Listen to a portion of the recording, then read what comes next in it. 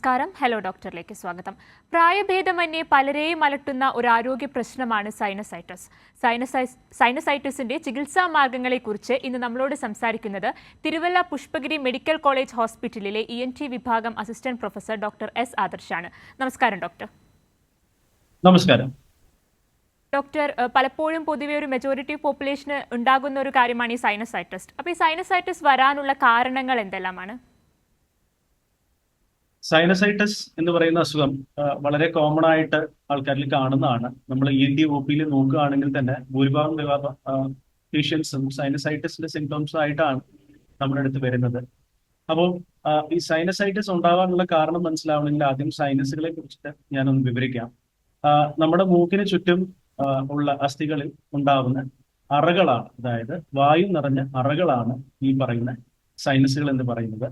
അപ്പോൾ ഈ സൈനസുകൾക്ക് ഉള്ള മെയിൻ ഫംഗ്ഷൻ എന്താണെന്ന് പറഞ്ഞാൽ നമ്മുടെ മൂക്കിനകത്ത് നമ്മൾ ശ്വാസോച്ഛ്വാസം നടത്തുമ്പോൾ കയറുന്ന അണുക്കൾ അഥവാ മാലിന്യങ്ങൾ ഡ്രെയിനേജ് ചെയ്ത് കളയുക എന്നുള്ളതാണ് ഇതിന്റെ മെയിൻ ആയിട്ടുള്ള ഫംഗ്ഷൻ. എന്ന് വെച്ചാൽ ഈ അറകൾക്കുള്ളിലെ ആവരണത്തിൽ, അതായത് മ്യൂക്കോസ എന്ന് പറയും, ആവരണത്തിൽ ഉണ്ടാവുന്ന കഫം ഈ പറയുന്ന ഈ അണുക്കളെ ട്രാപ്പ് ചെയ്യുകയും അത് നമ്മൾ തുപ്പലെല്ലാം വിഴുങ്ങുന്ന പോലെ തന്നെ നമ്മളത് വിഴുങ്ങി പോവുകയാണ് ചെയ്യുന്നത്. ഒരിക്കലും നമ്മളത് അറിയുന്നില്ല എന്ന് മാത്രം. പക്ഷെ സൈനസൈറ്റിസ് എന്ന് പറഞ്ഞു കഴിഞ്ഞാൽ ഈ ഒരു ഡ്രെയിനേജിൽ ഉണ്ടാവുന്ന എന്തെങ്കിലും ഒരു തടസ്സം കാരണം ഈ കഫം അവിടെ കെട്ടിക്കിടക്കുകയും അതിനകത്ത് അണുബാധ ഉണ്ടാവുകയും ചെയ്യുമ്പോഴാണ് അതിന് സൈനസൈറ്റിസ് എന്ന് പറയുന്നത്. അപ്പോൾ ഈ സൈനസൈറ്റിസ് എന്ന് പറയുമ്പോൾ നമ്മള് എല്ലാ തലവേദനയും സൈനസൈറ്റിസ് ആയിട്ട് വിചാരിക്കാൻ പറ്റില്ല. പക്ഷെ തലവേദന സൈനസൈറ്റിസിന്റെ വളരെ ഒരു കോമൺ ആയിട്ടുള്ള ലക്ഷണമാണ്. സൈനസൈറ്റിസ് വരുമ്പോൾ മൂക്കടപ്പും അതിന്റെ കൂടെ തന്നെ മൂക്കൊലിപ്പ് ഈ പറയുന്ന ലക്ഷണങ്ങളും ഉണ്ടാവാറുണ്ട്. കൂടുതലായും തലവേദന കാണുന്ന നെറ്റി ഭാഗത്തും മൂക്കിന് ചുറ്റുമായിട്ടുള്ള ഭാഗത്ത്, അതായത് മുഖത്തിന് ചുറ്റുമായിട്ടൊരു ഭാരം പോലെ അനുഭവപ്പെടുക, അതല്ലെങ്കിൽ നമ്മുടെ നെറ്റിയുടെ ഫ്രണ്ടിലായിട്ട് ഒരു ഭാരം അനുഭവപ്പെടുക, ഇതൊക്കെയാണ് ചെയ്യുന്നത്. ഡോക്ടർ, അതുപോലെ തന്നെ ഈ സൈനസൈറ്റിസ് പലതരം ഉണ്ടെന്ന് കേട്ടിട്ടുണ്ട്. എത്ര തരം സൈനസൈറ്റിസുകളുണ്ട്? സൈനസൈറ്റിസ് നമുക്ക് പല രീതിയിൽ ക്ലാസിഫൈ ചെയ്യാം. അതായത് അക്യൂട്ട് സൈനസൈറ്റിസ് എന്ന് പറയും. അതായത് ഒരു വ്യക്തിക്ക് ഒരു എപ്പിസോഡ്, അതായത് ആ ഒരു സമയത്തുണ്ടാവുന്ന ഇൻഫെക്ഷൻ കാരണം വരുന്ന ഒരു സൈനസൈറ്റിസ് നമ്മൾ അക്യൂട്ട് സൈനസൈറ്റിസ് എന്നാണ് പറയുന്നത്. അതായത് അതൊരു 4 ആഴ്ചയിൽ കൂടുതലൊന്നും അത് നീണ്ടു നിൽക്കാറില്ല. അതിനുള്ളിൽ തന്നെ അത് പൂർണ്ണമായും ഭേദമാവുന്നതാണ്. എന്നാൽ മറ്റൊരു സൈനസൈറ്റിസ് ഉണ്ട്, ക്രോണിക് സൈനസൈറ്റിസ്. അതായത് ഈ വ്യക്തിയിൽ തന്നെ ഇടവിട്ട് സൈനസൈറ്റിസ് വന്നുകൊണ്ടിരിക്കുക, അല്ലെങ്കിൽ ഒരിക്കൽ വന്ന സൈനസൈറ്റിസ് മാറാതെ കണ്ടിന്യൂ ആയിട്ട് നിൽക്കുക എന്നുള്ള ഒരു കണ്ടീഷൻ ഉണ്ട്. അതിനെ ക്രോണിക് സൈനസൈറ്റിസ് എന്ന് പറയും.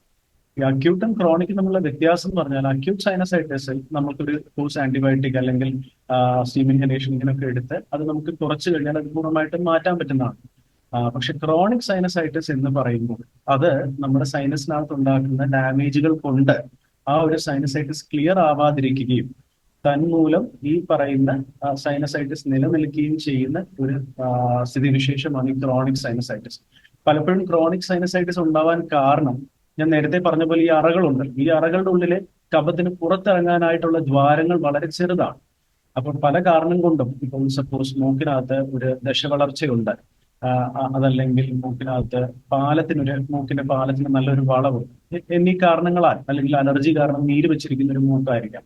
അപ്പൊ എന്നീ കാരണങ്ങളാൽ ഈ ദ്വാരങ്ങൾ അടയുകയാണെങ്കിൽ ഈ പറയുന്ന കഫം ഡ്രെയിൻ പോവാതിരിക്കുകയും അവിടെ കിടക്കുകയും ചെയ്യും. അതിന്റെ ഭാഗമായിട്ട് അതിന്റെ ഒരു റിയാക്ഷൻ എന്നുള്ള രീതിയിൽ ഈ ഒരു കഫക്കെട്ട് സ്ഥിരമായി നീണ്ടു നിൽക്കുകയും അതുകൊണ്ട് തന്നെ പേഷ്യൻസിന് ഇടവിട്ട് സിംറ്റംസ് വരാനും സാധ്യതയുള്ളതിനെയാണ് ക്രോണിക് സൈനസൈറ്റിസ് എന്ന് പറയുന്നത്. ഇനി ഇതൊന്നും അല്ലാതെ പലതരം അണുബാധയെ, എന്ന് വെച്ചാൽ എന്ത് തരം അണുവാണ് ബാധിക്കുന്നത് എന്നുള്ള ഒരു കാറ്റഗറി വെച്ചിട്ടും നമുക്ക് ഇതിനെ ക്ലാസിഫൈ ചെയ്യാം. എന്ന് വെച്ചാൽ സാധാരണയായി നമ്മൾ ഈ മഴക്കാലത്തൊക്കെ കണ്ടുവരുന്ന, അല്ലെങ്കിൽ വേനൽക്കാലത്ത് കണ്ടുവരുന്ന വൈറൽ സൈനസൈറ്റിസ് ആണ്. അതായത് വൈറസുകൾ, നമ്മുടെ പ്രകൃതിയിലുള്ള വൈറസുകൾ ഉണ്ടാക്കുന്ന സൈനസൈറ്റിസ് ആണ്. അപ്പോൾ അത് യൂഷ്വലി സെൽഫ് ലിമിറ്റിംഗ് ആണ്. അതായത് ഒരു 5-7 ദിവസം കൊണ്ട് തന്നെ കുറയുകയും ഈ പറഞ്ഞ പോലെ ആന്റിബയോട്ടിക് പോലും പലപ്പോഴും വേണ്ടാത്ത ഒരു സൈനസൈറ്റിസ് ആണ് ഈ വൈറൽ സൈനസൈറ്റിസ്. എന്നാൽ ബാക്ടീരിയൽ സൈനസൈറ്റിസ് എന്ന് പറഞ്ഞാൽ, ബാക്ടീരിയകൾ ഉണ്ടാക്കുന്ന സൈനസൈറ്റിസ് എന്ന് പറഞ്ഞാൽ അത് ഇച്ചിരിയും കൂടെ സ്ട്രോങ് ആയിട്ടുള്ള ഒരു സൈനസൈറ്റിസ് ആണ്. അവിടെയാണ് നമുക്ക് കൂടുതലും ഈ സിംറ്റംസ് ഉണ്ടാവുന്നത്. അതായത് മൂക്കിൽ നിന്നും ദുർഗന്ധം വരിക, മൂക്കിൽ നിന്നും മഞ്ഞ കഫം വരിക, സൈനസൈറ്റിസ് ഒന്ന് കുറഞ്ഞിട്ട് വീണ്ടും രണ്ടാമതായിട്ട് സ്റ്റാർട്ട് ചെയ്യുന്നതായിട്ടൊക്കെ കാണുന്നത് യൂഷ്വലി നമ്മൾ ഈ പറയുന്ന ബാക്ടീരിയൽ സൈനസൈറ്റിസ്. അതിൽ പോലും നമുക്ക് ഈ പറഞ്ഞ പോലെ ആന്റിബയോട്ടിക്സ് കൊടുത്തുകൊണ്ട്, സ്റ്റീം ഇൻഹലേഷൻ കൊടുത്തുകൊണ്ട്, മൂക്കിലെ നീർക്കെട്ട് കുറയ്ക്കാനുള്ള മരുന്നുകളൊക്കെ കൊടുത്തുകൊണ്ട് നമുക്കത് ട്രീറ്റ് ചെയ്യാൻ പറ്റും. പക്ഷെ ട്രീറ്റ്മെന്റ് കാലാവധി കുറച്ചും കൂടെ കൂടുതൽ വേണ്ടി വന്നേക്കാം. ഇനി മൂന്നാമതായി ഒരു വളരെ കോമൺ ആയിട്ട് നമ്മൾ കാണുന്ന ഒരു സൈനസൈറ്റിസ് ഫംഗൽ സൈനസൈറ്റിസ് ആണ്. നിങ്ങൾക്ക് എല്ലാവർക്കും അറിയാം, ഈ കോവിഡ് കാലഘട്ടത്തിൽ തന്നെ വളരെ വളരെ കോമൺ ആയിട്ട് എല്ലാവരും കേട്ടിരുന്ന ഒരു പേരാണ് ഈ പറഞ്ഞ പോലെ സൈനസുകളെ ബാധിക്കുന്ന ഫംഗൽ ഇൻഫെക്ഷൻ. അപ്പോൾ അത് ഈ പറഞ്ഞ പോലെ ഫംഗൽ ഇൻഫെക്ഷൻ എല്ലാവരുടെയും അങ്ങനെ കോമൺ ആയിട്ട് കാണുന്ന ഒരു ഇൻഫെക്ഷൻ അല്ല. ഫംഗസ് നമ്മുടെ പ്രകൃതിയിൽ ഉണ്ടെങ്കിലും നമ്മൾ എടുക്കുന്ന ശ്വാസത്തിൽ ഫംഗസ് നമ്മുടെ മൂക്കിനുള്ളിൽ കയറാമല്ലോ. അതൊരു സൈനസൈറ്റിസ് ഉണ്ടാക്കുന്നത് പലപ്പോഴും ഈ പറഞ്ഞ പോലെ രോഗപ്രതിരോധ ശക്തി കുറവുള്ള ആൾക്കാരുടെ ഇടയിലാണ്. ഇപ്പോൾ ഫോർ എക്സാമ്പിൾ ഡയബറ്റിസ് അസുഖമുള്ള ഒരാൾ, അതല്ലെങ്കിൽ വേറെ അസുഖങ്ങൾക്കായിട്ട് എന്തെങ്കിലും മരുന്നുകൾ കഴിക്കുന്നതിന്റെ ഭാഗമായിട്ട്, അല്ലെങ്കിൽ കിഡ്നി ഡിസീസ് ഉള്ള ഒരു പേഷ്യന്റ്, ഡയാലിസിസ് പേഷ്യന്റ് എന്നൊക്കെ പറയുന്ന പോലെ വേറെ കാരണങ്ങളാൽ പ്രതിരോധ ശക്തി കുറവുള്ള ആൾക്കാരിലാണ് കോമൺ ആയിട്ട് ഫംഗൽ ഇൻഫെക്ഷൻസ് കാണുന്നത്. അപ്പൊ ഫംഗൽ സൈനസൈറ്റിസ് എന്ന് പറയുമ്പോൾ തന്നെ അതിൽ തന്നെ രണ്ട് തരമുണ്ട്. ഒന്ന് വളരെ ഡേഞ്ചറസ് ആയിട്ടുള്ള ഇൻവേസീവ് ഫംഗൽ സൈനസൈറ്റിസ് എന്ന് പറയും. അതായത് നമ്മുടെ എല്ലുകളെ എല്ലാം ആക്രമിക്കുന്ന, അല്ലെങ്കിൽ സോഫ്റ്റ് ടിഷ്യൂവിനെ എല്ലാം കാർന്ന് തിന്നുന്ന, സ്പ്രെഡ് ആവുന്ന തരം ഡേഞ്ചറസ് ആയിട്ടുള്ള സൈനസൈറ്റിസ് ആണ് ഇൻവേസീവ് ഫംഗൽ സൈനസൈറ്റിസ്. മറ്റൊന്ന് അലർജിക് ഫംഗൽ സൈനസൈറ്റിസ് എന്ന് പറയും. അതായത് ഫംഗസിന്റെ പ്രസൻസ് അവിടെ ഉണ്ടെങ്കിലും ആ ഫംഗസിനോടുള്ള ഒരു അലർജിക് റിയാക്ഷൻ ആയിരിക്കും നമുക്കുണ്ടാവുന്ന സൈനസൈറ്റിസ് ലക്ഷണങ്ങൾ. അപ്പോൾ ഇത് രണ്ട് തന്നെ ആണെങ്കിലും പലപ്പോഴും ആ ഒരു ഫംഗസിനെ ക്ലിയർ ചെയ്താൽ മാത്രമായിരിക്കും നമുക്ക് ആ അസുഖം മാറിക്കിട്ടുക. അതുകൊണ്ട് തന്നെ ഫംഗൽ സൈനസൈറ്റിസിന്റെ ട്രീറ്റ്മെന്റ് മിക്കപ്പോഴും ഒരു സർജറിയാണ്. വ്യക്തമാണ് ഡോക്ടർ. ഡോക്ടർ ഇപ്പോൾ സംശയവുമായി ഒരു പ്രേക്ഷകൻ ചേരുന്നുണ്ട്. കൊല്ലത്ത് നിന്നും ബഷീറാണ്. ബഷീർ ഡോക്ടറോട് ചോദിച്ചോളൂ. ബഷീർ ചോദിച്ചോളൂ, ഡോക്ടർക്ക് കേൾക്കാം. പറഞ്ഞോളൂ ബഷീർ. ബഷീർ ടിവിയുടെ വോളിയം കുറച്ച് വെച്ച് ഡോക്ടറോട് ചോദിച്ചോളൂ. ചോദിച്ചോളൂ. ടിവിയുടെ വോളിയം കുറച്ച് ചോദിച്ചോളൂ. എന്റെ ഭാര്യയ്ക്ക് വേണ്ടിയാണ് ഞാൻ ചോദിക്കുന്നത്. അതെ എന്റെ ഭാര്യയ്ക്ക് 2 മാസം മുമ്പ് ഒരു പനി വന്നിരുന്നു.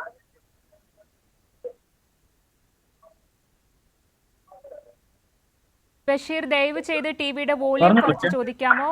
ഡോക്ടർ പറയുന്നതിലോട്ട് ശ്രദ്ധിക്കൂ. ടിവിയുടെ വോളിയം ദയവ് ചെയ്ത് കുറയ്ക്കാമോ? ആ പനി വന്നതിന് ശേഷം അവർക്ക് എപ്പോഴും പെട്രോളിന്റെ മണമാണ് മൂക്കിൽ വരിക.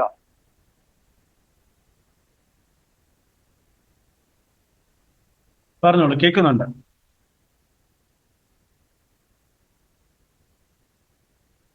ആ പനി വന്നതിന് ശേഷം എപ്പോഴും മൂക്കിൽ പെട്രോളിന്റെ മണമാണ് വരുന്നത്. അതെന്താണെന്ന് അറിയാനാണ്. അതിനെന്ത് ചെയ്യണം? ഈ പറയുന്ന ഒരു കണ്ടീഷൻ എന്ന് പറഞ്ഞു കഴിഞ്ഞാൽ പെറോസ്മിയ, കാക്കോസ്മിയ എന്നൊക്കെ പറയുന്ന കണ്ടീഷനാണ്. എന്ന് വെച്ച് കഴിഞ്ഞാൽ നമുക്ക് മണം അറിയുന്നതിന് നമ്മൾ മണത്തെ വേറെ ഒരു സ്മെല്ലായിട്ടാണ് നമ്മുടെ ബോഡി തിരിച്ചറിയുന്നത്. അതായത് ഇപ്പൊ പെട്രോളിന്റെ സ്മെല്ലെന്ന് പറഞ്ഞത് ഒരു സാധാരണ ഒരു സ്മെല്ല് വന്നു കഴിഞ്ഞാൽ അതൊരു പെട്രോളിന്റെ സ്മെല്ലായിട്ട് തിരിച്ചറിയുന്നതിന് റീസൺ എന്താണെന്ന് വെച്ചാൽ മിക്കവാറും കേസസിൽ നമ്മൾ കാണുന്നത് കോവിഡ് ഇൻഫെക്ഷന് ശേഷം ഇത് വളരെ കോമൺ ആണ്. വെച്ചാൽ കോവിഡ് ഇൻഫെക്ഷൻ വരുമ്പോൾ കോവിഡ് വൈറസ് നമ്മുടെ മൂക്കിനകത്തുള്ള മണം തിരിച്ചറിയാൻ സാധിക്കുന്ന നാഡികളും കോശങ്ങളും ഉണ്ട്. അതിനെ ഓൾഫാക്ടറി ഏരിയ എന്ന് പറയും. ആ ഒരു ഓൾഫാക്ടറി നെർവ്സിനെയും ആ ഒരു ഏരിയയെയും അഫക്ട് ചെയ്യുന്നതിന്റെ ഭാഗമായിട്ട് നമുക്ക് മണം തിരിച്ചറിയാനുള്ള ശേഷി ചിലപ്പം പൂർണ്ണമായിട്ടും നഷ്ടപ്പെടുകയോ, അതല്ലെങ്കിൽ ഈ പറഞ്ഞ പോലെ നമ്മൾ തിരിച്ചറിയുന്ന മണത്തിന് ഒരു വൈരുദ്ധ്യ സ്വഭാവം ഉണ്ടാവുന്നതായിട്ടും കാണാറുണ്ട്. അത് പലപ്പോഴും ഒരു ഇൻഫെക്ഷൻ വന്നതിന്റെ ഭാഗമായിട്ടാണ് അങ്ങനെ കോമൺ ആയിട്ട് നമ്മൾ കാണുന്നത്, പ്രത്യേകിച്ച് കോവിഡ് ഇൻഫെക്ഷൻ വന്നതിന് ശേഷം. അപ്പം ഇതിനകത്ത് പറയുന്നുണ്ട്, അദ്ദേഹം തന്നെ പറയുന്നുണ്ട്, ഒരു പനി വന്നതിന് ശേഷമാണ്. നമുക്കറിയില്ല അതൊരു കോവിഡ് ഇൻഫെക്ഷൻ ആണോ. കോവിഡ് വൈറസുകൾ മാത്രമല്ല, ന്യൂറോട്രോപിക് വൈറസ് എന്ന് പറയും. അതായത് നാഡികളെ തളർത്തുന്ന ഫാമിലിയിലുള്ള ഏത് വൈറസുകൾക്കും ഈ പറയുന്ന സിംറ്റംസ് ഉണ്ടാക്കിയെടുക്കാനാവും. മറ്റ് കാരണങ്ങൾ നമ്മൾ അറിയേണ്ടത് മൂക്കിനകത്ത് ദശവളർച്ച പോലത്തെ എന്തെങ്കിലും ഉണ്ടോ എന്നുള്ളതാണ്. ചില കേസസിൽ അട്രോഫിക് റൈനൈറ്റിസ് എന്നൊക്കെ പറയുന്ന ചില കണ്ടീഷൻസിലും ഈ പറഞ്ഞ പോലത്തെ സിംറ്റംസ് നമ്മൾ കാണാറുണ്ട്. അതിന് കൂടുതലായിട്ട് എന്താണെന്ന് അറിയണമെങ്കിൽ നമുക്ക് സൈനസുകളുടെ ഒരു സ്കാനോ അതല്ലെങ്കിൽ നേസൽ എൻഡോസ്കോപ്പി എന്ന് പറയും. മൂക്കിനകത്ത് വളരെ ഒരു ചെറിയൊരു എൻഡോസ്കോപ്പ് കടത്തിയിട്ടുള്ള ഒരു ടെസ്റ്റാണ്.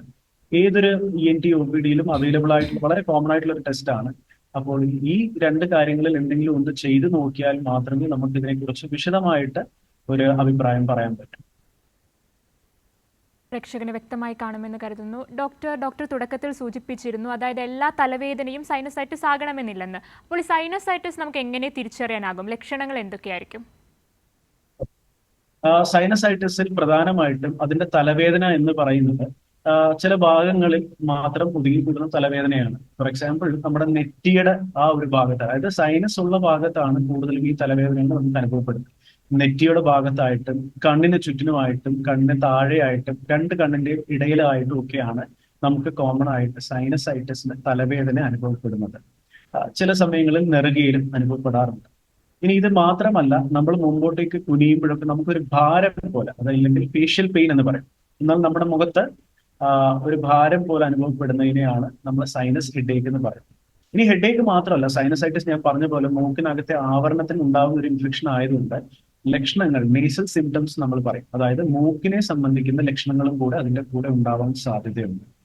അതായത് മൂക്കൊലിപ്പ്, മൂക്കടപ്പ്, മൂക്കിലൂടെ കഫം ഒലിച്ചു വരിക, ദുർഗന്ധം വരിക എന്നീ പറയുന്ന സിംറ്റംസും അതിന്റെ കൂടെ ഉണ്ടാവാൻ സാധ്യതയുണ്ട്. ഇതൊക്കെയാണ് അതിന്റെ പ്രധാനമായിട്ടുള്ള ലക്ഷണങ്ങൾ. ചില കേസസിൽ സിവിയർ ആയിട്ടുള്ള ഇൻഫെക്ഷൻ വരുമ്പോൾ പേഷ്യന്റിന് പനി ഉണ്ടാവുന്നതായിട്ട് നമ്മൾ കാണാറുണ്ട്. ഡോക്ടർ, ഇപ്പോൾ പാലക്കാട് നിന്ന് കുട്ടി ചേരുന്നുണ്ട് സംശയവുമായി. ഡോക്ടറോട് ചോദിച്ചോളൂ. സാറേ, കുറച്ചു കാലമായിട്ട് ഈ തലയ്ക്ക് നമ്മൾ വിയർക്കുന്ന സമയത്ത് തലയിൽ ഒരു ദുർഗന്ധം, പിന്നെ മൂക്കിലൂടെ നമ്മൾ ശ്വസിക്കുന്ന സമയത്ത് ഒരു വാലി സ്മെല്ലും വരുന്നുണ്ട്. കുറച്ചു കാലമായിട്ട് ഇപ്പൊ പിന്നെ വിയർക്കുന്ന സമയത്ത് കേൾക്കുന്നുണ്ടോ സാറേ? തലയിൽ നിന്നാണോ ദുർഗന്ധം വരുന്നത്? അതെ അതെ അതെ അതെ, തലയിൽ നിന്ന് വേർത്ത് കഴിയുമ്പോൾ തലയിൽ മാത്രമേ മൂക്കിൽ, നമ്മൾ മൂക്കിൽ ശ്വസിക്കുന്ന സമയത്ത് മൂക്കിന്ന് പിന്നെ സ്മെല്ല് വരുന്നുണ്ട്. വിയർക്കുമ്പോഴാണ് കുറച്ച് കൂടുതൽ വരുന്നത്. അപ്പൊ അത് സൈനസിന്റെ എന്തെങ്കിലും ഭാഗമാണോ വേറെ വല്ലതിന്റെ ആണോ എന്ന് അറിയാൻ വേണ്ടി വിളിച്ചത്. ഞാൻ മനസ്സിലാക്കിയത് താങ്കളുടെ വിയർപ്പിന് ദുർഗന്ധം ഉണ്ടെന്നാണോ ഈ പറയുന്നത്, അതോ തല വിയർക്കുമ്പോൾ മൂക്കിനകത്തൂടെ ദുർഗന്ധം വരുന്നു എന്നാണോ എന്നൊരു കൺഫ്യൂഷൻ ഉണ്ട് ആ ചോദ്യത്തില്. വിയർപ്പിന് ദുർഗന്ധം വരികയാണെങ്കിൽ അതിന് വേറെ കാരണങ്ങൾ ഉണ്ടാവാം. തലയിൽ നിന്നാണ് വരുന്നത്, തലയിൽ നിന്നും വരുന്നുണ്ട്. പിന്നെ നമുക്ക് ഫീൽ ചെയ്യുന്നുണ്ട്, മൂക്കിലൂടെ നമുക്ക് ഫീൽ ചെയ്യും, സ്മെല്ല് ഫീൽ ചെയ്യും, മൂക്കിലൂടെ ഫീൽ ചെയ്യുന്നു. ഓക്കെ, മൂക്കിലൂടെ ദുർഗന്ധം ഫീൽ ചെയ്യുകയാണെങ്കിൽ തീർച്ചയായിട്ടും താങ്കൾ ഒരു ENT ഡോക്ടറെ കണ്ട് ഞാൻ നേരത്തെ പറഞ്ഞ പോലെ ഒരു എൻഡോസ്കോപ്പി ചെയ്ത് നോക്കുന്നത് എന്തുകൊണ്ടും നന്നായിരിക്കും. കാരണം ദുർഗന്ധം ഉണ്ടാക്കുന്നത് ഞാൻ നേരത്തെ പറഞ്ഞ പോലെ ബാക്ടീരിയ ഉണ്ടാക്കുന്ന സൈനസൈറ്റിസ് കൊണ്ടും ഉണ്ടാവാം, ഫംഗസ് ഉണ്ടാക്കുന്ന ഫംഗൽ സൈനസൈറ്റിസ് കൊണ്ടും ഇങ്ങനെ ദുർഗന്ധം ഉണ്ടാവാം മൂക്കിനകത്ത് നിന്ന്. അപ്പോൾ അതെന്താണെന്ന് കൃത്യമായിട്ട് അറിയണമെങ്കിൽ മൂക്കിനകത്തുള്ള പരിശോധന എന്തായാലും ചെയ്ത് നോക്കേണ്ടതാണ്. അപ്പം അടുത്തുള്ള ഒരു ENT കണ്ടു കഴിഞ്ഞാൽ OP-യിൽ തന്നെ നമുക്ക് ചെയ്യാവുന്ന ഒരു ടെസ്റ്റാണ്. അഡ്മിഷനോ കാര്യങ്ങളോ ഒന്നും വേണ്ട. OP-യിൽ ചെന്നാൽ നമുക്ക് ഡയറക്റ്റ്ലി ചെയ്യാവുന്ന ഒരു ടെസ്റ്റാണ് ഡയഗ്നോസ്റ്റിക് നേസൽ എൻഡോസ്കോപ്പി എന്ന് പറയും. അതായത് മൂക്കിനകത്ത് എൻഡോസ്കോപ്പി കടത്തിയിട്ടുള്ള പരിശോധന. അത് ചെയ്ത് നോക്കിയാൽ കുറച്ചും കൂടെ നമുക്ക് വ്യക്തമായിട്ട് കാരണങ്ങൾ എന്താണെന്ന് അറിയാം. വ്യക്തമായി കാണുമെന്ന് കരുതുന്നു. ഡോക്ടർ, നമ്മൾ നേരത്തെ സംസാരിച്ചിരുന്നത് പോലെ തന്നെ ഈ സൈനസൈറ്റിസിന് പരിഹാരം എന്തൊക്കെയായിരിക്കും? ഇത് പൂർണ്ണമായും ചികിത്സിച്ച് ഭേദമാക്കാനാകുമോ? സൈനസൈറ്റിസിന്റെ ട്രീറ്റ്മെന്റിനെ കുറിച്ച് പറയുമ്പോൾ നമ്മൾ എന്ത് കാരണം കൊണ്ടാണ് നമുക്ക് സൈനസൈറ്റിസ് വരുന്നത് എന്നുള്ളതാണ് കൺസിഡർ ചെയ്യേണ്ടത്. അതായത് ഇപ്പം ഒരു അലർജി കൊണ്ടും സൈനസൈറ്റിസ് വരാം. അതിനെ നമ്മൾ പറയുന്ന അലർജിക് റൈനോസൈനസൈറ്റിസ്. അങ്ങനെയുള്ള പേഷ്യൻസിനോട് നമ്മൾ പറയുന്നത് അലർജിക്കുള്ള ട്രീറ്റ്മെന്റ് എടുക്കുന്നത് കൂടാതെ, അതായത് അലർജിക്കുള്ള ട്രീറ്റ്മെന്റ് എന്ന് പറയുമ്പോൾ മെയിൻ ആയിട്ട് സ്റ്റീറോയിഡ് നേസൽ സ്പ്രേസ് ആണ്. അതായത് മൂക്കിലടിക്കുന്ന സ്റ്റിറോയിഡ് സ്പ്രേസ് ആണ്. ഞാൻ ഈ സ്റ്റിറോയിഡ് സ്പ്രേസ് എന്ന് പറയുമ്പോൾ തന്നെ പല പ്രേക്ഷകർക്കും അയ്യോ സ്റ്റിറോയിഡ് അല്ലേ എന്നൊരു തോന്നൽ വരാം. പക്ഷെ അങ്ങനെയല്ല. സ്റ്റിറോയിഡിന്റെ തന്നെ പല രൂപത്തിലുള്ള മരുന്നുകളുണ്ട്. അതിൽ സ്റ്റിറോയിഡ് നേസൽ സ്പ്രേസ് എന്ന് പറഞ്ഞാൽ നമ്മുടെ രക്തത്തിൽ അലിഞ്ഞു ചേരാത്ത, മൂക്കിൽ മാത്രം ആക്ഷൻ ഉള്ള ഒരു വളരെ സേഫ് ആയിട്ടുള്ള ഒരു മരുന്നാണ്. പലപ്പോഴും സൈനസൈറ്റിസ് നമ്മൾ ഏറ്റവും കോമൺ ആയിട്ട് കൊടുക്കുന്നത് ഈ ഇൻട്രാനേസൽ കോർട്ടിക്കോ സ്റ്റിറോയിഡ്സ് എന്ന് പറയുന്ന മൂക്കിലടിക്കുന്ന സ്റ്റിറോയിഡ് സ്പ്രേസ് തന്നെയാണ്. അപ്പം അത് കുറച്ചധികം കാലം ചിലപ്പോൾ കണ്ടിന്യൂസ് യൂസ് ചെയ്യേണ്ടി വരും. ഞാനിതിപ്പോ പറഞ്ഞു വരുന്നത് അലർജി ഉള്ള ഒരാൾക്ക് സൈനസൈറ്റിസ് അതുകൊണ്ട് വരികയാണെങ്കിൽ അപ്പോൾ നമുക്ക് നേസൽ സ്പ്രേ വഴി നമുക്ക് അലർജി കൺട്രോൾ ചെയ്യും. അത് കാരണം ഈ സൈനസൈറ്റിസ് കുറയ്ക്കുകയും ചെയ്യും. അതുപോലെ തന്നെ ഇവരോട് നമ്മൾ പറയാറുണ്ട് പലപ്പോഴും ഈ അലർജൻസുമായിട്ടുള്ള കോൺടാക്ട്, അലർജൻസ് എന്ന് പറഞ്ഞു കഴിഞ്ഞാൽ പലതും ആവാം. അതൊരു പൊടിയായിരിക്കാം, അതല്ലെങ്കിൽ വീട്ടിൽ പക്ഷി മൃഗാദികൾ ഉണ്ടെങ്കിൽ അവരുടെ അലർജി ആയിരിക്കാം. ഇനി ഇതൊന്നുമല്ല, നമ്മുടെ വർക്ക് പ്ലേസിൽ ഇപ്പം പെയിന്റ് പണിക്കാർ അല്ലെങ്കിൽ കാർപ്പൻറ്റേഴ്സ്, മരപ്പണിക്കാർക്കൊക്കെ അതുമായിട്ടുള്ള ഡസ്റ്റുമായിട്ടുള്ള കോണ്ടാക്ട് വരാൻ സാധ്യതയുണ്ട്. അതുപോലെ തന്നെ ഫീൽഡ് വർക്ക് ചെയ്യുന്നവർക്ക് പൊടിയുമായിട്ട് കോണ്ടാക്ട് വരുമ്പോൾ, അപ്പൊ അങ്ങനത്തെ കോണ്ടാക്ട് വരുന്ന ഒരു റീസൺ ആണെങ്കിൽ നമ്മൾ ആ കോണ്ടാക്ട് അവോയ്ഡ് ചെയ്യാൻ മാസ്ക് ഉപയോഗിക്കാനും ഒക്കെ പറയാറുണ്ട്. അപ്പൊ അതാണ് നമ്മൾ അലർജിക് റൈനോസൈനസൈറ്റിസ് എന്ന് പറയുന്നത്. ഇനിയും അതല്ല, ഒരു ഇൻഫെക്ഷൻ കൊണ്ട് വന്ന സൈനസൈറ്റിസ് ആണെങ്കിൽ, നേരത്തെ പറഞ്ഞ പോലെ അക്യൂട്ട് സൈനസൈറ്റിസ് ആണെങ്കിൽ ഈ പറഞ്ഞ പോലെ നിങ്ങളുടെ ENT സർജനെ കാണുമ്പോൾ ആന്റിബയോട്ടിക്സും മൂക്കിനകത്ത് ഒഴിക്കാനുള്ള തുള്ളിമരുന്നുകളും പിന്നെ അലർജിക്കുള്ള ഗുളികയും ഒക്കെ നിങ്ങൾക്ക് തരുന്നതായിരിക്കും. അപ്പൊ അത് കാരണം അങ്ങനെയും കുറയ്ക്കാൻ പറ്റും. പക്ഷെ ചില കേസസിൽ, അതായത് നമുക്ക് ക്രോണിക് ആയിട്ടുള്ള ഒരു സൈനസൈറ്റിസ് ആണ്, അല്ലെങ്കിൽ ഒരു ഫംഗൽ സൈനസൈറ്റിസ് ആണെന്നിരിക്കും. ഇപ്പൊ ഈ ക്രോണിക് സൈനസൈറ്റിസ് എന്ന് പറഞ്ഞാൽ ഏറ്റവും കൂടുതൽ അതിനകത്ത് നമ്മൾ കാണുന്ന ഒരു ഫൈൻഡിങ്സ് എന്ന് പറഞ്ഞു കഴിഞ്ഞാൽ മൂക്കിനകത്ത് ദശ വളർച്ച. അപ്പോൾ ഈ സൈനസൈറ്റിസ് കൂടി അതൊരു ദശയായി മാറുകയാണ്. അപ്പൊ ഈ ദശ ഉണ്ടാവുന്നതിന്റെ കാരണമായിട്ട് ഈ സൈനസുകളുടെ ദ്വാരം അടയുകയും വീണ്ടും വീണ്ടും ഈ പേഷ്യൻസിന് സൈനസൈറ്റിസിന്റെ ലക്ഷണങ്ങൾ വന്നുകൊണ്ടിരിക്കുകയുമാണ് ചെയ്യുന്നത്. ഡോക്ടർ, ഞാനൊന്ന് ഇടപെടുകയാണ്. ചില കേസ് ഒരു പ്രേക്ഷകൻ ചേരുന്നുണ്ട്, ഞാനൊന്ന് ഇടപെടുകയാണ്. തിരുവനന്തപുരത്ത് നിന്ന് അഭിജിത്ത് ആണ്. അഭിജിത്ത്, ഡോക്ടറോട് ചോദിക്കാം.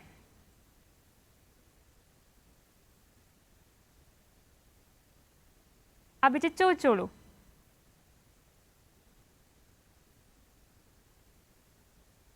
ഹലോ, ചോദിച്ചോളൂ. പറഞ്ഞോളൂ അഭിജിത്ത്. ഭയങ്കര തുമ്മലൊക്കെയാണ്, വേഗം അലർജിയൊക്കെ വരും പെട്ടെന്ന്. കയറി തുമ്മുമ്പോ ഭയങ്കര അലർജി പോലെ, വേഗം മുഖത്ത് കുരുരാ. ഹലോ, അഭിജിത്ത്, ഡോക്ടർക്ക് കേൾക്കാം, ചോദിച്ചോളൂ. ദയവ് ചെയ്ത് ടിവിയുടെ വോളിയം കുറയ്ക്കണം.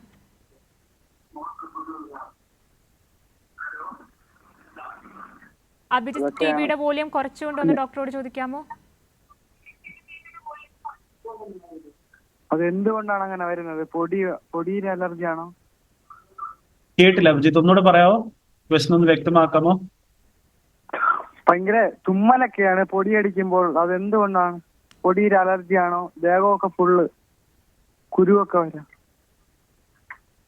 ദേഹത്തെല്ലാം കുരു വരുന്ന പൊടിയുടെ അലർജി ആയിരിക്കണം എന്നില്ല അഭിജിത്ത്. ദേഹത്ത് കുരു വരുന്നതിന് ഒരുപാട് റീസൺസ് ഉണ്ട്. നമ്മുടെ ഓയിലി സ്കിൻ ആണെങ്കിലും ഈ പറഞ്ഞ പോലെ ദേഹത്ത് പല സ്ഥലത്തും കുരുക്കൾ വരാം. പിന്നെ ഇപ്പോഴത്തെ ഒരു ക്ലൈമറ്റ് എന്ന് പറഞ്ഞാൽ ചൂടാണ്. ചൂടിന്റെ ഭാഗമായിട്ട് ചൂടുകുരു വരാൻ സാധ്യതയുണ്ട്. മുഖത്ത് വരുന്ന മുഖക്കുരു നമ്മൾ പറയാം, അത് ഓയിലി സ്കിൻ ഒക്കെ ആണെങ്കിൽ വരുന്നതാണ്. അതൊന്നും നമ്മൾ ഈ പറയുന്ന അലർജിയുമായിട്ട് ബന്ധപ്പെട്ടതല്ല. നമ്മൾ ഈ സംസാരിച്ചുകൊണ്ടിരിക്കുന്ന മൂക്കിനെ ബാധിക്കുന്ന അലർജിയെ കുറിച്ചിട്ടാണ്. ഇനി അതല്ലാത്തുള്ള അലർജികളുണ്ട്, മരുന്നുകളോട് അലർജി ഉണ്ടാവാം, നമ്മൾ യൂസ് ചെയ്യുന്ന എന്തെങ്കിലും മെറ്റീരിയലിനോട് അലർജി ഉണ്ടാവാം. അങ്ങനെയൊക്കെ വരികയാണെങ്കിൽ ത്വക്കിന് ഈ പറഞ്ഞ പോലെ ത്വക്കിൽ അതിന്റെ ലക്ഷണങ്ങൾ കാണിക്കാം. അപ്പോൾ അത് എന്താണെന്നുള്ളത് കണ്ടാൽ മാത്രമേ നമുക്ക് പറയാൻ പറ്റൂ. അഭിജിത്തിന് വ്യക്തമായി കാണുമെന്ന് കരുതുന്നു. ഡോക്ടർ, നമ്മൾ ചികിത്സയെ പറ്റിയാണ് സംസാരിച്ചുകൊണ്ടിരിക്കുന്നത്. ഇത് സർജറിയിലേക്ക് പോകേണ്ടി വരുന്നത് എപ്പോഴായിരിക്കും? അതാണ്. അപ്പം ഞാൻ നേരത്തെ പറഞ്ഞ പോലെ മൂക്കിനകത്ത് ദശ വളർച്ച വരികയാണെങ്കിൽ അതും എല്ലാ ദശ വളർച്ചയല്ല ഞാൻ പറയുന്നത്, വളരെ വൈഡ് സ്പ്രെഡ് ആയിട്ട് അത് എല്ലാ സൈനസുകളും ബ്ലോക്ക് ആയിക്കൊണ്ട് മൂക്ക് നിറച്ച് ദശ വളരുന്ന ചില സിറ്റുവേഷൻസ് ഉണ്ടാവാം. അപ്പം അങ്ങനെ ഒരു സിറ്റുവേഷൻ വരികയാണെങ്കിൽ നമ്മൾ ആദ്യം ചെയ്യുന്നത് ഒരു കോഴ്സ് മരുന്ന്, അതിനെ MMT എന്ന് പറയും, മാക്സിമം മെഡിക്കൽ തെറാപ്പി എന്ന് പറയും. അതായത് മാക്സിമം നമുക്ക് മരുന്ന് കൊണ്ട് ചികിത്സിക്കാൻ പറ്റുന്നത് നമ്മൾ കൊടുത്ത് നോക്കിയിട്ട് അതിലും ഈ പറയുന്ന ദശകൾ ചുരുങ്ങുന്നില്ല, പേഷ്യന്റിന്റെ സിംറ്റംസ് മാറുന്നില്ല എന്നുണ്ടെങ്കിൽ നമ്മൾ അഡ്വൈസ് ചെയ്യുന്ന ഒരു കാര്യമാണ് എൻഡോസ്കോപ്പിക് സൈനസ് സർജറി, അഥവാ ഫെസ് എന്ന് പറയും. ഫെസിന്റെ പൂർണ്ണരൂപം ഫങ്ഷണൽ എൻഡോസ്കോപ്പിക് സൈനസ് സർജറി.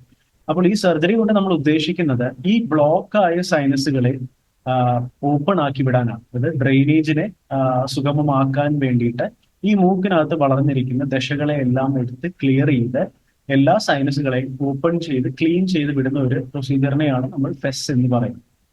അപ്പോൾ ഇത് വളരെ ഒരു എന്താ പറയാ ഒരു അഡ്വാൻസ് സർജറി ആണ്. എന്ന് വെച്ചാൽ എൻഡോസ്കോപ്പ് വഴി മൂക്കിനുള്ളിൽ കൂടെ തന്നെ ചെയ്യുന്ന ഒരു സർജറിയാണ്. പുറത്ത് പാടുകളോ അല്ലെങ്കിൽ മുഖത്തിന്റെ ഷേപ്പിന് മാറ്റങ്ങളോ ഒന്നും സംഭവിക്കാതെ നമുക്ക് വളരെ സേഫ് ആയിട്ട് ചെയ്യാൻ പറ്റുന്ന ഒരു സർജറി തന്നെയാണ് ഈ ഫെസ് എന്ന് പറയുന്നത്. അതുപോലെ തന്നെ നേരത്തെ ഞാൻ പറഞ്ഞ പോലെ ഒരു ഫംഗസ് അവിടെ കടന്നുകൂടി അതിന്റെ ഒരു ഡ്രെയിനേജ് ബ്ലോക്ക് ആക്കുകയും അല്ലെങ്കിൽ ഫംഗസ് അവിടുത്തെ എല്ലുകളെയൊക്കെ ബാധിക്കുന്ന ഒരു സിറ്റുവേഷൻ, നേരത്തെ പറഞ്ഞ പോലെ ഇൻവേസീവ് ഫംഗൽ സൈനസൈറ്റിസ്, അങ്ങനത്തെ സിറ്റുവേഷൻ ആണെങ്കിലും അതിന്റെ ട്രീറ്റ്മെന്റ് മെയിൻലി സർജറിയാണ്. അതായത് സർജറി കൊണ്ട് നമ്മൾ ഉദ്ദേശിക്കുന്നത് അവിടുത്തെ ഫംഗസിനെ ആ സൈനസിൽ നിന്നും നീക്കം ചെയ്യുക.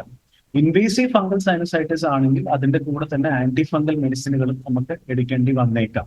അല്ല, ഒരു അലർജിക് ഫംഗൽ സൈനസൈറ്റിസ് ആണെങ്കിൽ, അതായത് ഫംഗസ് അവിടെ ഇരിക്കുന്നത് കൊണ്ടുള്ള അലർജി മാത്രമാണെങ്കിൽ ഈ ഫംഗസിനെ അവിടെ നിന്ന് ക്ലിയർ ചെയ്തു കഴിഞ്ഞാൽ പലപ്പോഴും ഈ ബുദ്ധിമുട്ടുകൾ മാറാറുണ്ട്. ഇതൊക്കെയാണ് സർജറി കൊണ്ട് നമ്മൾ ഉദ്ദേശിക്കുന്ന ട്രീറ്റ്മെന്റ് പാർട്ട്. ഡോക്ടറെ, സർജറി കൊണ്ട് ഇത് പൂർണ്ണമായും മാറ്റാനാകുമോ? വീണ്ടും വരാനുള്ള സാധ്യതയുണ്ടോ?